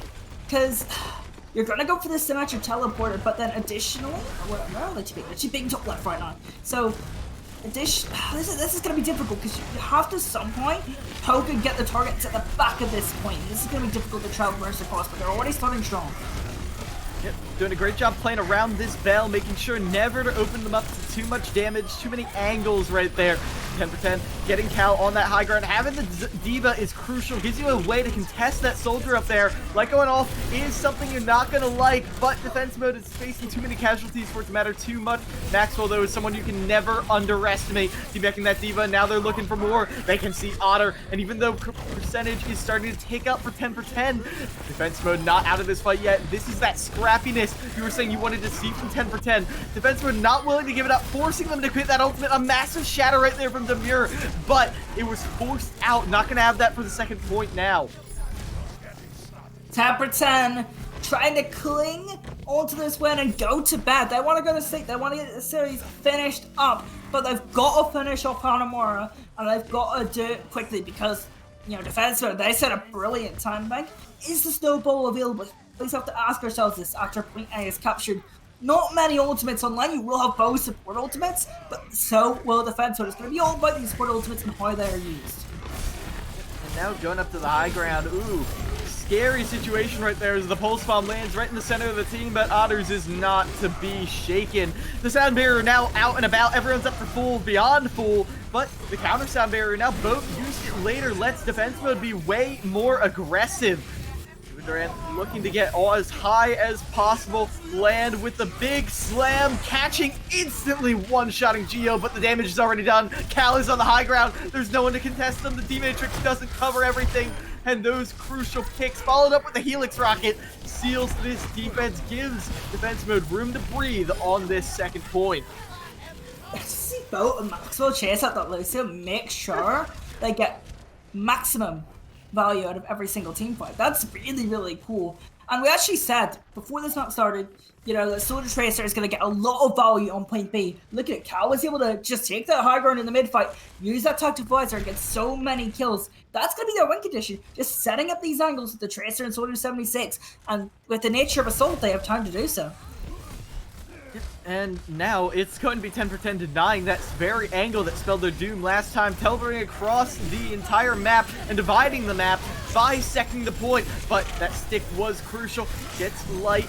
They're able to survive for now, and 10/10 holds strong behind this shield, but it only lasts so long. Kevin Durant going down. That's a lot of your burst damage. Light needs to build up the charge on their left click now if they want to be able to burst through these tanks, but no one's really giving them the opportunity. And the cleanup there, defense mode is happy to just play this high ground, play the waiting game, because even though it does, defense mode has more opportunities to contest, it's not really going to matter if that tick is given up. Yeah, realistically, they've already set a target, right? The target here is that you have to get both points with time. And realistically, giving up a tick isn't going to matter in setting that win condition for your opponents. And yeah, they could go to point all they want, but they have to win team fights as well. They have to get kills. They have to contest the high ground. Cal has the tactical visor again. They have to be prepared. They have to do something about this in the next fight. Otherwise, Cal is going to get so many kills yet again. And this is crucial. Cal is on the opposite high ground. Tactical visor just making sure 10/10's rotation is delayed by the entire duration of the ultimate. No kills though, crucially. They played it right there, but it is time off the clock. Well, actually, if you're looking at it from the side of 10/10, that's 2 ultimates going for relatively no work, and now they're going to teleport to the point. And this is the exact position they had before, but no shield this time. Gonna have to use the damage from the amplification matrix instead. A lot of space bought with the self-destruct as well, but Kevin Durant, every time they go in to contest that high ground, Greg is there to shut them down.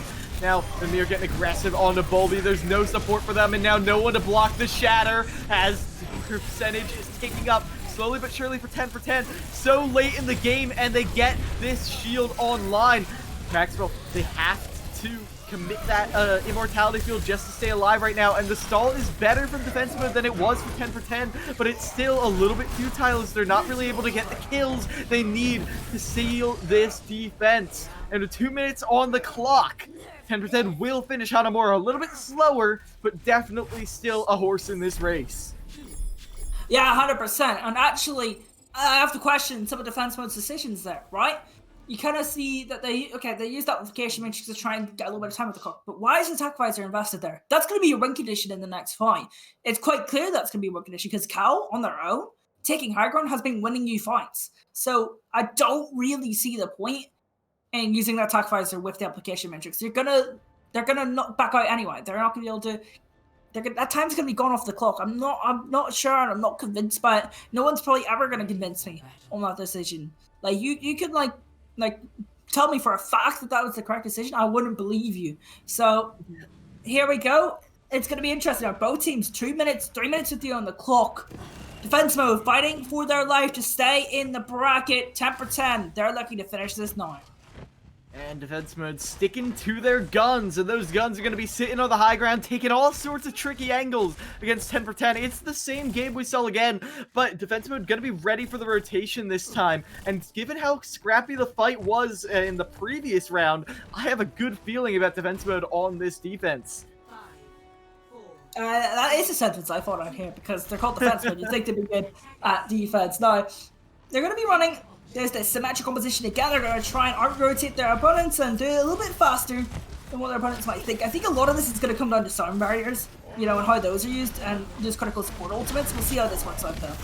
Oh, completely different rotation, though. Defensemen not caught out by it, but they're a little bit staggered right now. Cal is uncontested on the high ground for now, but they're going to have to shoot through those little grates right there. And, oh, Kevin Durant going for the flank around the back. Cal going to have to watch out for that. Meanwhile, on the point, Light is setting up. Getting the high ground rotation really worked out well for them, especially as Maxwell goes down early. A lot of the clutch factor gone. And even though Cal is uncontested, they just couldn't get the same value from that side high ground as Romani clears off the point, sweeping the defense mode off of there. And, well, that good feeling, it might have been a little misleading. I actually feel like this is okay. I think you're okay with this if you're defenseman, because realistically, you know that Hanamura here, you're going to be favored on point B. You like to set up DPS on different angles and make your opponent uncomfortable. That's what you'd like to do if you're defenseman. So point B is the place to do that. If they give up a tick or so on point B, I'll be a little bit concerned, but we'll see how that goes. Ooh, the immediate switch-ups from all sides. Kevin Durant onto the McCree. Maxwell onto the Echo for a second, but then onto the Soldier. So Cal and Maxwell just swapped roles. And that means they give up a lot of ultimate charge. I'm looking to the Shatter from Bulby right here to shut down this push. But with everyone on the high ground, with that amplification matrix, it's going to be really tough to do that. Greg almost instantly bursted down for daring to commit the crime of showing their face.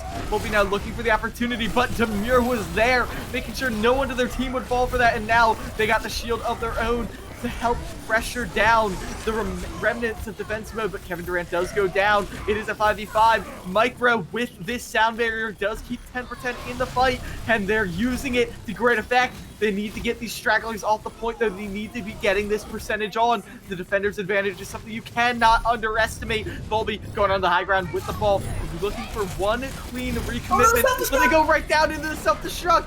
The wrecking ball is out of there, and even though that was their one big chance for a re-engage, this isn't looking good for defense mode. They were favored on the second point, but where is that favor now? Throwing the self-destruct on, but it's a hero play. That's not going to matter. Otters will fall, but there's no one to really clear at this point. No ultimates available to you. As with a second left, a second and 1/10 of one before overtime, there will be 4 points on the board for 10 for 10. Defense mode! They should have known that point B was going to be their game. It seems like once they lost point A, they kind of lost all faith as well. They lost faith in their teammates, they lost faith in themselves. We saw Maxwell and Cal do that that weird switcheroo where they switched characters and lost all their ult charge. They didn't really ever get set up for point B. They didn't set up on any angles, and well, we saw the consequences of that. Both points captured by 10%, 1.1 seconds on the clock, so they'll guaranteed get to go again. Oh, it's a bit of a rough one if you're a defenseman right now, but they've got to pick themselves up. They've got a round of Overwatch to play. They're not out yet. And going to something a little more traditional, they want to fight them there on the ground on this attack. The McCree Mei has been so popular as of late, and it's easy to see why. And Kevin Durant gonna have a rough time playing into it, but we saw on Nepal that they are perfectly capable of it. So it seems like they're just going to try and simple things and play like a more simple role comp. Like you've got Lucio Baptiste, May McCree, Diva, Reinhardt. This is something that is just a little bit more traditional, a little bit more simple to play. But also, we have to remember or remind ourselves that earlier in the series on King's Row and Nepal, when we were playing the Brawl versus Brawl matchup and these more traditional styles of Brawl, that's actually where defense mode struggled. So they're playing something that's a little bit more simple to try and get themselves back into, but it's not something they're great at. And with the huge time bank, maybe they just want to get rid of the moving parts, make it more about their gameplay than their strategy right now. But they have to play carefully, especially with Bulby being pressured as they are. You can see the Immortality field eliminated, and they're still at 1 health. They do get the kill onto Demir though, the charge. Maybe getting a little too aggressive trying to punish that low health main tank. It's a juicy target, but you can't let it fill up your whole vision. Wow. Defense mode, they needed to make a statement. They needed to play it simple, and I mean, they did play it simple. They were just going to walk for a choke, waited for an opening. That opening was actually provided by 10%. They made a couple of positional errors.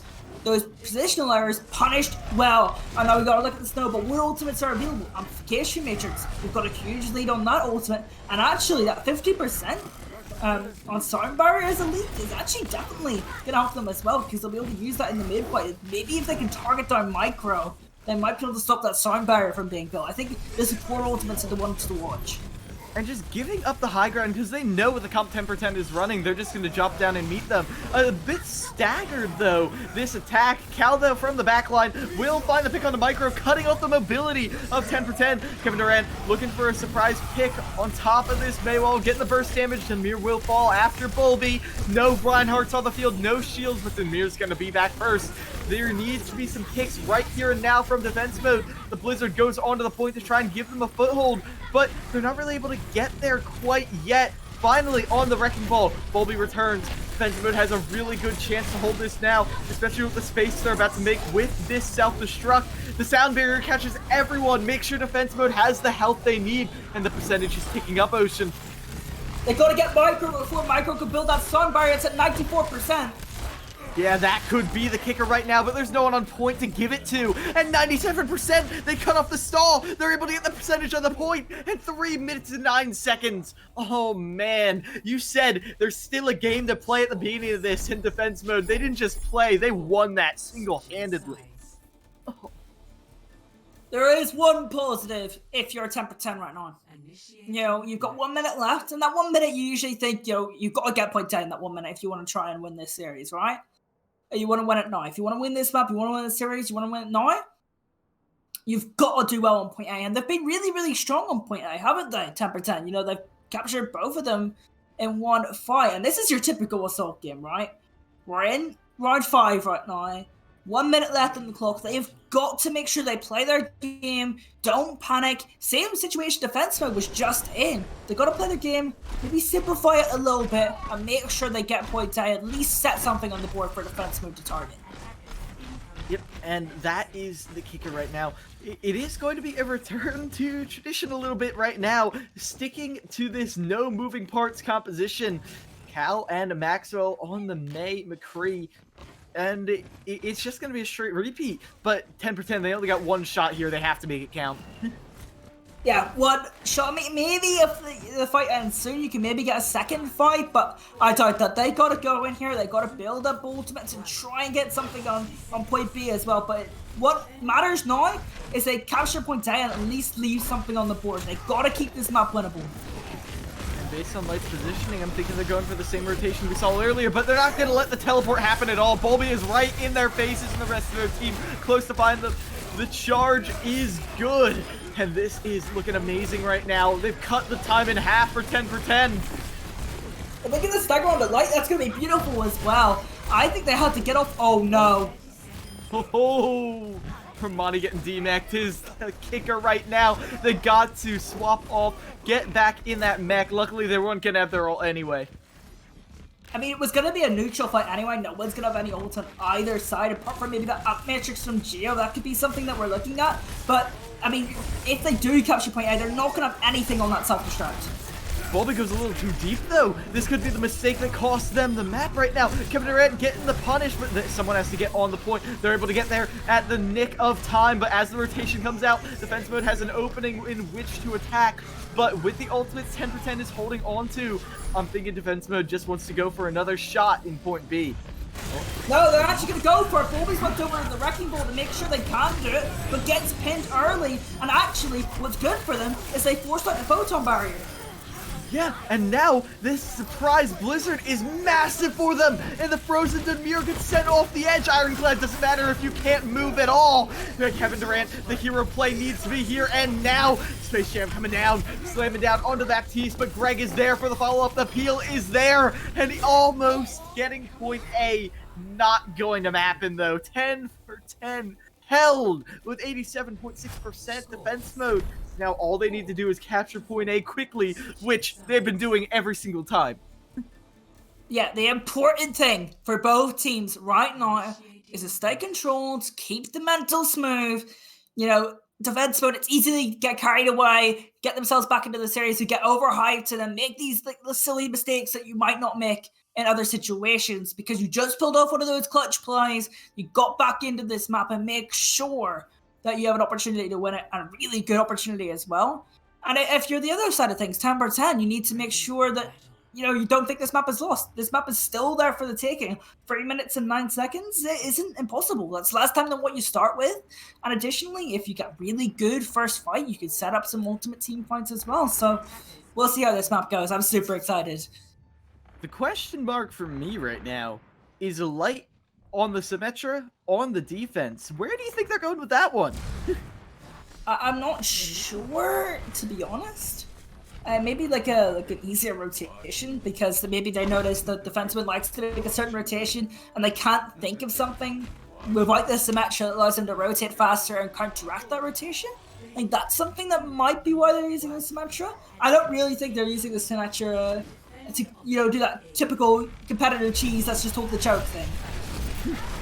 Yeah, not going to let him through at all, but defense mode is poised to handle that. Going to be going for a quick rotation as soon as Boat hits the go key right there. Now the speed boost is out and about. The turrets slow them just a little bit, but flying right over the wall to get the punish. Demir is out of there already. Both tanks down for 10 for 10. That was their main way to survive their wall, and it's broken. Their heat is turning up right now, and defense mode shows no signs of letting go. Because that tick looking awful close. There's no way to get back there. The mirror maybe on the wrecking ball can get the touch, but the touch is all they would get anyways. As defense mode ties this series up 2-2, match point to decide who goes on in open division and who is out of the tournament. We've already seen some big names out today. Karasuno, gone. Cafe, I think, are also out of the competition. There's so many good teams just gone out of the tournament on the first weekend of this Open Division Cup. It's absolutely insane to even think about how many of these strong teams are eliminated. And this losers round 8 tie to decide who moves on and who goes home is going to map 5 of control. And that control map is 10 for 10's last chance to stabilize, and I have a good feeling about it. But defense mode has definitely caught on to some of their tricks, their wily gambits throughout this entire match, and I'm not sure that straight-up brawl is going to go quite as well for them. It's going to be the ultimate test to see how defense mode has changed their game plan throughout the series. The positives, right, for the side of 10 for 10.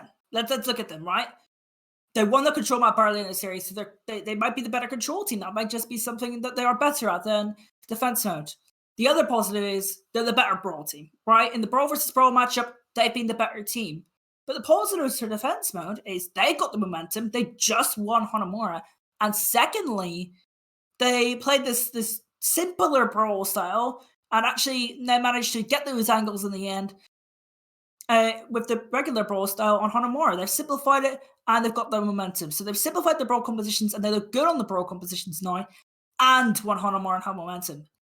2 positives for each team. Oh, this is going to be an absolute thriller over map 5. And you know this slugfest is going to be like nothing else. These teams, the stamina, it's almost depleted. They're tired out of their minds, but the adrenaline rush that must be going through their bodies right now is... it's undescribable right now. They are really going the distance, and I expect to see some true desperation plays right here. Some last resorts. Just reaching as deep into your pockets as you can to just... you find some sort of clutch factor you need to win out and continue into Open Division. Yeah, and it looks like we have the map pick in 10%. They lost the previous map and they will be taking us over to Lijiang Tower. I think that tells us that they're confident in their brawl. They'll probably want to play the brawl mirror on both Control Center and Night Market. That's what they want to do. I think they're very confident in that. And the strategy for a long, long time, transcending metas, was to have that Symmetra get you to point first. But based on how 10% are playing, do you think they're going to go for that aggressive Symmetra? I mean, I think they'll definitely use the TP to go out of spawn to try and get there first. But I don't know if they'll actually stick on that pick. I mean, they've done it a couple of times and it's worked out okay for them. But in the end, they lost that Hanamura map. So honestly, this is a time for cool heads and good leadership. And if I was one of those cool heads, I think I would say no to that. So Symmetra, just use it and then play your own game, play your own brawl game, play what you're good at, and try and simplify this series down because this is the moment for cool heads. This is the moment for leadership. This is the moment for clutch plays. This is map 5. This is the deciding moment. And this match point, as we keep reiterating time and time again, is going to decide it all. And right now, we're seeing a return to this centric composition. Kevin Durant rocking it on one side, Maxwell on the other. The duel we've been seeing since Nepal, finally finishing out on Control Center. I wonder if they're gonna stick on that Tracer. I think Kyle is gonna look to try and play that Tracer and make the opponents uncomfortable. But whether the question for me is have 10% adapted that? Do they know that's going to happen? Are they going to make sure that they just play simple, play their own game? I hope so for their case. And they catch defense mode so early on, right at the mouth of their attack, forcing the immortality field out early, but 10% burns their resources as well. Timur gonna be the casualty. Romani doing the majority of tanking for their team, but they're just getting battered around. It's all ducking and dodging for the members of 10 for 10 right now, as they are just getting battered, but they're able to force defense mode back into that small room, but it only lasts for so long. There's no door to seal them behind, as defense mode is going to get the first cap right here on Lijiang. I don't like this Symmetra pick, right? You know, they managed to get there first, they managed to get an area where they can control some space, and they actually forced their opponents into this small area. If they were playing Mei or Reaper, they could just run in there and get those kills and finish up a team quite easily. No, they're playing this Symmetra, they got to play more passively, and it just didn't quite work out for them, and now Greg is so close to that Zarya ultimate. Kevin Durant goes out behind the shield and instantly eliminated thanks to that Ant Matrix, and without that tip of the spear, without that initiator, the rest of the team is just trying to get back to safety. And here's the rotten thing now for 10 for 10. Look, we're kind of stuck in this choke scenario. You gotta walk through this choke and look at the ultimates, right? You've got Graviton Surge for Greg. You can just kind of shove them in that small room, and this is gonna be a massive fight for both teams. I feel like whoever get their value out of their support ultimates and their Graviton Surge here, especially with this combination with the Space Jam, it's gonna be critical. And Durant's down. They can't even use it. Yeah, then that pulse bomb to the back, Cal getting rid of the opposition, just cutting away from the back line. There was nothing left after that pulse bomb landed. Defense mode, they committed 2 ultimates, but they're feeling good about it after that win. Yeah, both teams still have 4 ultimates remaining, but Kevin Durant, you want to use that ultimate with the Graviton Surge. They used the Graviton Surge thinking the Duke's ultimate was coming, but their Duke's was gone. They couldn't use that ultimate, and now it's advantage all the way over to defense mode. And there's the grab. Maxwell looking to get the Space Jam going. The sound barrier is there, but it gets rid of the barrier. so at least you have a bit of an advantage going in. And the slam, it's massive. All of the remaining members of 10 for 10 knocked to the ground for the follow-up from Greg right there. Wow. I just don't see a way back now for 10 for 10 right now. They're going to get a touch on the objective. That's the important thing. Stay in the map. But Durant has to stay alive for a little bit longer and can't. Yeah, Durant out of there. Dunmere, though, able to eliminate the other Doomfist. It's an even fight, but 10 for 10 on the engage is always going to be a disadvantage, but they're making it work. Dunmere with the hero play. This is that clutch potential, that X factor we were talking about, and it's coming out in full force from the main tank. Dunmere, 3 kills. They were 5v6 without fight because Durant had to touch and couldn't stay alive. And Tamir, I'm not exactly sure, maybe some targets were out of position trying to chase down Kevin Durant, make sure they can take the 5v6. But Tamir, in the right place, at the right time, getting those kills. And that's a late stagger on the Geo as well. Great start right there. Not going to have that 8 Matrix, but luckily defense mode, it is in a position where that doesn't hurt them too much as long as 10 for 10 doesn't do anything ludicrous. And actually, for defense mode, they've got a pretty okay position right now because they've got both of their support ultimates compared to their opponents. They don't have even halfway to theirs, so they go fast. They're going to have a severe support ultimate and sustainability advantage. Put a stake on Kevin Durant. Trades the Doomfist 1 for 1. The Immortality Field already committed and gone from defense mode, but they have the Amp Matrix to make up for it. The healing is huge through that field. And there's the Shatter, just the solo Shatter. You only need to win one fight, so take every advantage you can get. Claw your way into this. Defense mode, they're turning up the heat, and there is nothing 10 for 10 can do, but the sound barrier lets them get the re-engage, and now this fight dragging on so long is kicking defense mode. They weren't able to finish it off when they had the advantage. It's still going, it's still raging right now, but the maximum energy Greg might be the kick to Dunmere, getting the kill for the backline. Trade 1 for 1, and when you have the point, you want to go for those trades as much as you can. Like, before in this series, on Rialto in particular, Cal was disrupting that backline and forcing them to peel. Actually, they're not doing that now. They're just walking faster into the opposition because they know it's a 5v6 in the actual brawl, and it's working really well right now to the side of 10 for 10. And this is such a staggered fight. Defense mode going in one after another, following one after another, usually getting 1 or 2 picks, but that's not enough to steal it. In Light now, they see the grab, they see the Q button blazing with glory, and they want that play of the game right here, right now. Going in, it's Kevin Durant, though, who is getting the kills. So there are some firing back. This is the ultimate deciding factor right now, as there is no one really left on the point. The stalling cow is the only thing keeping them in this fight, but you can't dodge a Death Blossom. Going around to the other side of the point will keep them alive for now. Maxwell gets rid of Dunmere. This is going the distance right now. The Ocean.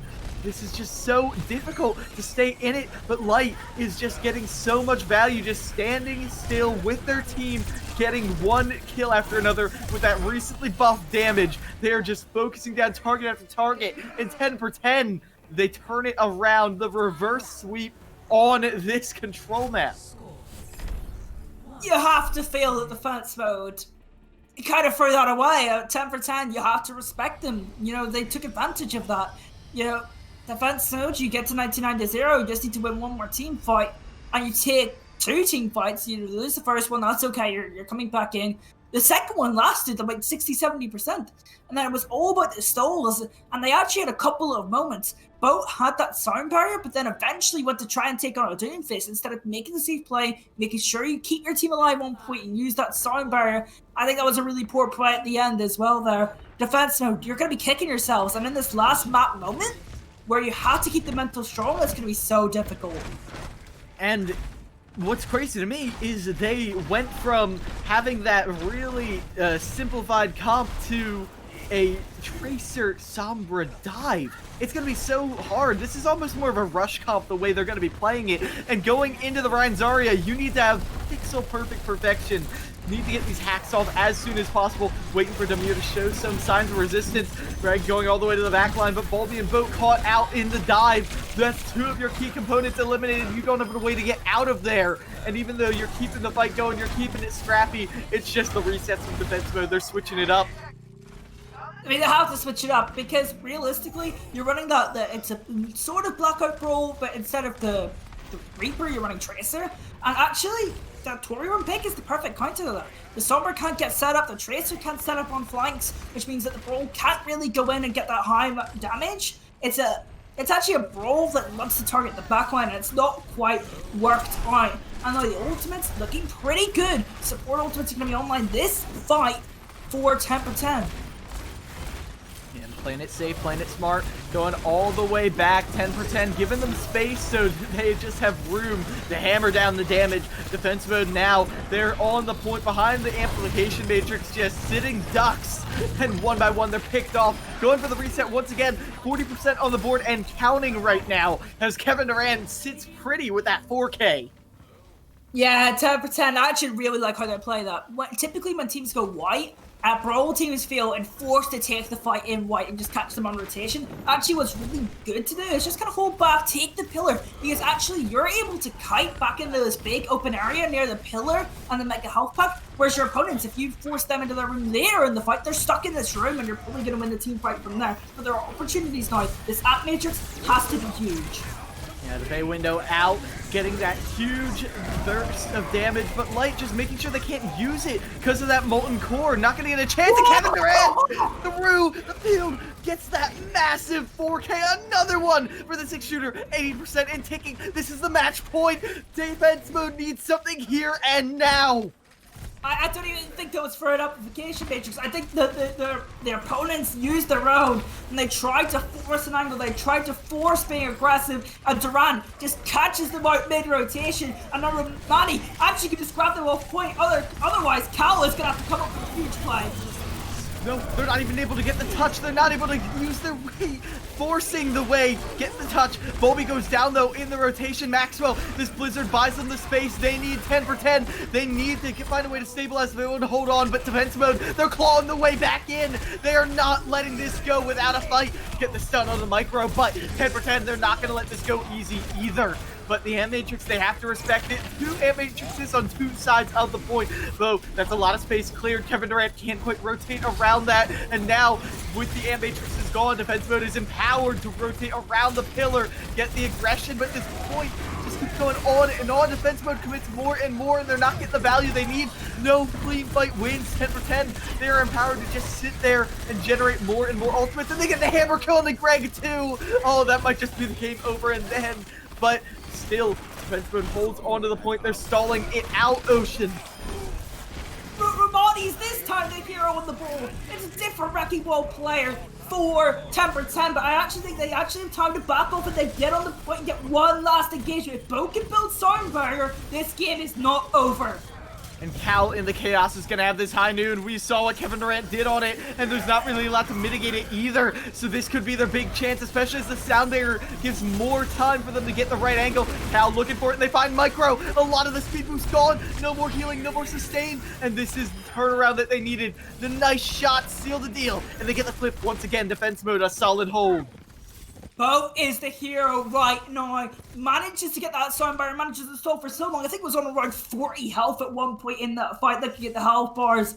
Bo saves the day. And actually now, look at the win conditions they have online. They can maybe use that Blizzard and try and catch someone off guard. Amp Metric as well, another good ultimate to try and get a pick. And Durant is already down. And I want to see defense mode playing it safe right now. Drag on this fight for as long as possible and make sure that they don't get a chance to get a good restabilization. This is exactly what happened last time for defense mode. They're turning the tables completely. Yeah, 52% though. And only one more team fight and this is done for 10%. They know that they need this one team fight. I wonder if that's playing in their minds a little bit. They just need to set up one fight. One fight will decide this entire matchup. And it's going to be so difficult. Maxwell has that Blizzard, though, to try and help defense mode to an unbelievable victory. Yeah, this pressure has never been higher, but the Blizzard is there, canceling out the Molten Core mid-thing, but there it is, the mines disrupt Bolby just a little bit, and then Light gets the value from their Molten Core even from beyond the grave, and the point is flipping, the tides are turning, and the It's looking blue to me. Now, overtime expires, trying to get there on the wrecking ball. Can't quite do it. There it is. They get the touch. Bolby gets there in the end, but there's an entire team waiting for them.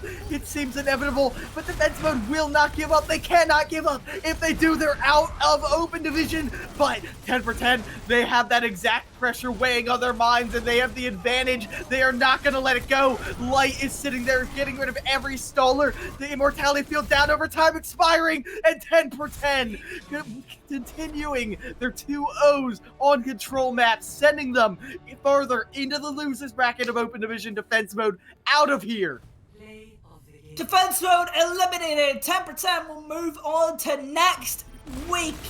What open division weekend, what open division game, 5 thrilling maps. We started on Nepal. Defense mode, they struggled to get anything going, and 10 for 10 were able to punish that, play their game, and start off strong. Defense mode then, they get their choice of Rialto. They put up one of the best Rialto performances, basically a stomp. Something I've never seen before like that in a really close game. Now Kings Row, 10 for 10, they fight back on their map choice. Defense mode, we go 6 rounds of Hanamura defense mode clutch up, and then that last map of Legion Garden was absolutely insane, and 10 for 10 will take it home. Yeah, definite improvement right there from defense mode in the end. You saw how much better they looked on control, but it was fleeting. It never held on, because in those tight situations when the pressure was all on, the well-practiced 10 for 10 on the control maps really saved the day. Oh my word. In those overtime situations, it was going back and forth. The fights went on for years. Well, I mean, I don't know about you, but after that game, I need a bit of a nap. Everyone needs a bit of a breather. So I think that's going to draw open division for this weekend for a close. We've been with Free Flash Pro this entire weekend, and we love bringing you guys the Tier 2/Tier 3 scene. We love all the work everyone does in and around the scene, and they're able to put on shows and matches like that one. And we're so grateful to be a part of it. I think we'll see you next time.